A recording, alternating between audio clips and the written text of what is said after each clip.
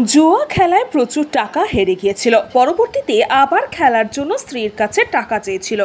স্ত্রী টাকা না দেওয়ায় বেধড়ক মারধর করার অভিযোগ উঠল এক যুবকের বিরুদ্ধে। ক্যানিংয়ের সঞ্জয় পল্লী এলাকার ঘটনা প্রসঙ্গে নির্যাতিতা তার স্বামীর বিরুদ্ধে থানায় অভিযোগ দায়ের করেছেন। ঘটনার তদন্ত শুরু করেছে পুলিশ। স্থানীয় সূত্রে জানা গিয়েছে, ক্যানিংয়ের সঞ্জয় পল্লীর বাসিন্দা দম্পতি সঞ্জয় মল্লিক ও টিঙ্কু সরকার মল্লিক। সঞ্জয় প্রতিনিয়ত জুয়া খেলায় মত্ত থাকে বলে অভিযোগ।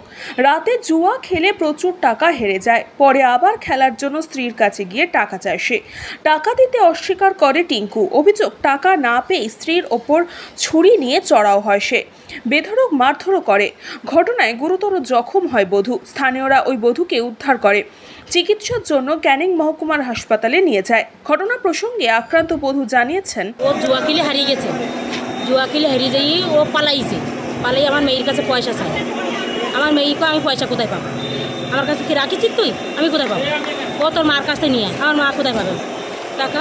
আমার তো স্বামী নেই, আমার 3টি বাচ্চা ছাড়া তোর কেউ নেই। আমার ওই কথা কই গেলি পর আমারও দুবার দূরে মেরে গেছে। দুবার আমার বাড়ি এসে মেরে গেছে।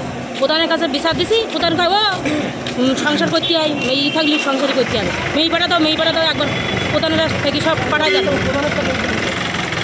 কে মারধর করলো? সঞ্জয়। কে হয় আপনার? আমার জামাই হয়। বাবলু প্রামাণিকের রিপোর্ট, নিউজ বাংলা টাইম।